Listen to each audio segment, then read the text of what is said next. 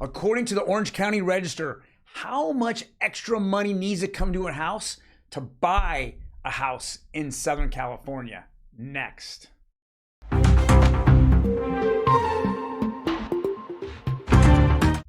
I know, I'm not trying to confuse you or anything, but this is how crazy it is. We're going to go over that particular article as well as all the news that are going to happen this week.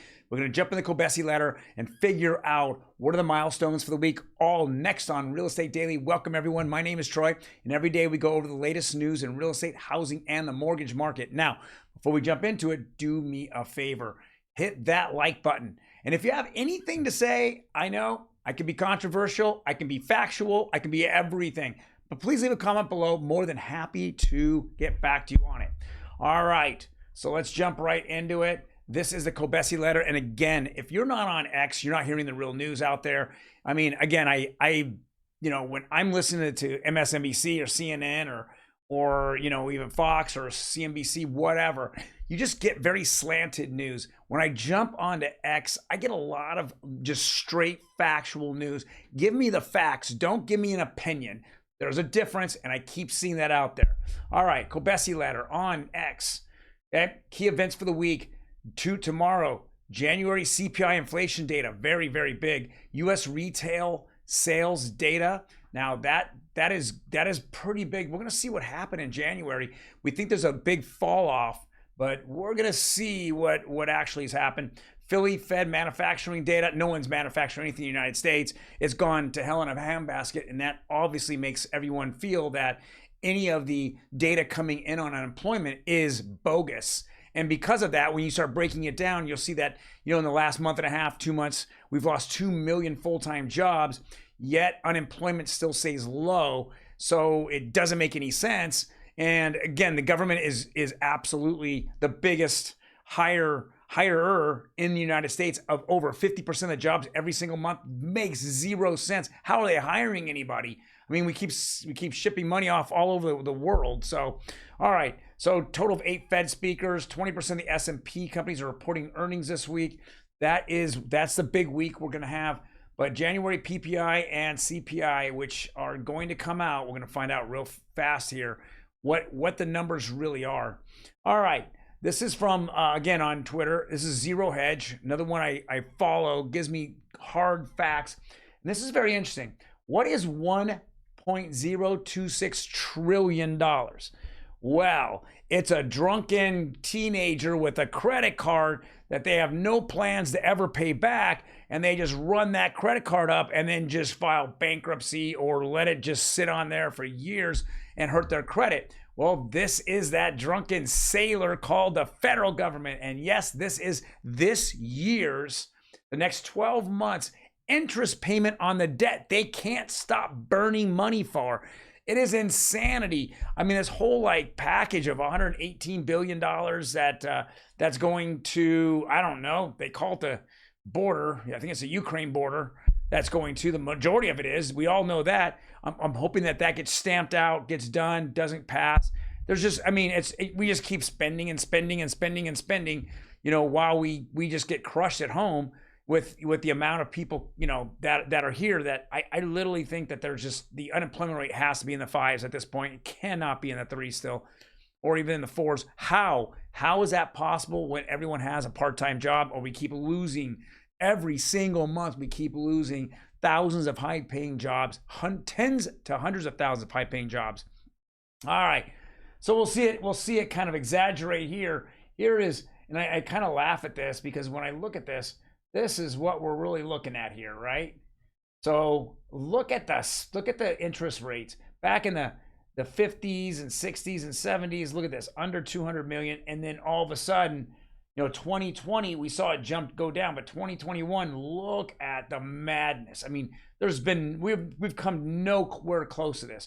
We went basically right around, let's call it, 500 million to over 1 trillion in the last 30 months. Think about that. The last 30 months, we're just spending. We're spending. Is it helping the economy? Of course it's not helping the economy. It helps the 1% with the stock market, the seven stocks that keep going up. That's what's helping the richest 1%, because they're the ones that are making all the money. But as I showed you on a lot of these different retirement funds like CalPERS out here in California, they're not in any of the 7 major companies. They're in either other hedge funds or in like 1-800-Flowers, or I mean, I even went over it a week and a half ago, 2 weeks ago. They're not in anything that's going up, you know, with any kind of significance. So just a little disheartening when I see this. And again, we want another $118 million package to just be thrown out for other parts of the world, you know, to help other parts of the world. Guys, we need to help ourselves first. All right, let's jump into the things that make you go, Yes, this is from the Orange County Register here in Southern California. It says you need $73,000 pay raise to buy a Southern California medium home price. This is crazy, isn't it? Look at this, man. I mean, when you start seeing this, it says the pain. A Southern California house hunter needed $73,000 pay bump in the last 2 years to remain qualified to buy a medium priced home, pinching affordability to levels I've not seen since the Great Recession. Now, I actually went out and I showed homes last weekend, or last Saturday. Sunday was, you know, Super Bowl. I hope you guys all had fun. That was a crazy game, wasn't it? Really crazy game, and a lot of crazy things are surrounding that game as well.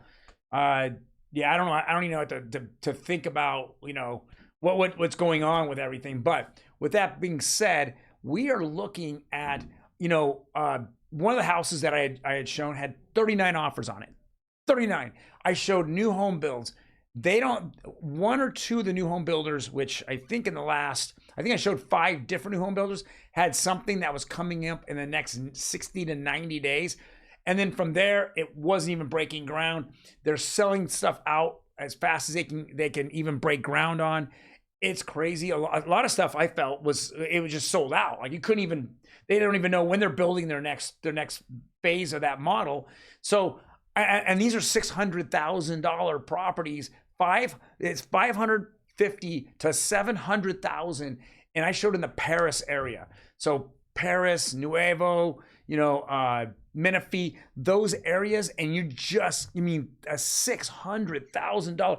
Now, when I do the numbers every single week, showing each individual county, there's no new home sales in there because the new home sales aren't in, that data is not in the MLS. I only look at MLS data. And of course, they're not the new home builders have a sentiment. So they actually are going off sentiment. That's what they feel is happening in the market. But when it's all said and done, there's no overall dollar amount that they actually publish. When I'm looking at homes in the Inland Empire at $620,000, okay, on very little land, right? It's built straight up. You know, I shake my head and I say, this is the medium home price in all 4 of our counties is significantly higher when you add in new home builds. No question about it. I know that we've now seen for about the last, I think it's been the last 52 weeks. I think there was only 2 weeks under 1 million medium home price in Orange County, and there just isn't even. I mean, what I'm scared about. There's no homes for sale. I just did the numbers for last week, and our the homes that went on the market for last week, that's February 5th through February 11th, went down 25%. We're at the lowest amount of homes hitting the market this year. Now, this year has only been 6 weeks, but we've seen a downtrend. It looked like a bunch of sellers put their homes on the market the first and second and third week of January, and it's declined ever since. So this is crazy. And when we look at interest rates, we're not seeing, you know, any buyers really hemorrhaging in the market. Here we go right here. We're looking at, conventional went up 3 basis points. This is flat right here on FHA. You know, it went up 14 basis points with jumbo. I can't keep telling people here in Southern California or in California, jumbo is a big, big market. Probably also in other markets across the United States, some in Florida markets, Texas markets, maybe even some New York markets. If you're looking at jumbo loans, you have to pick the right loan officer or the right company because this fluctuates so hard every single time. Goes down 30 basis points, goes up 35 basis points, goes down 40 basis points, jumps up 15 basis points. You got to hit the right day. It'll cost you hundreds of dollars on your monthly payment. Make sure you understand that. Well, guys, thank you very much for joining me today. I really appreciate it. This is a Monday, first day of the week. You know, I know there's the Super Bowl hangover hanging over everybody, but tomorrow we're going to pop up, hit the gym in the morning, and let's get to it. All right, you guys take care, and I will talk to you later.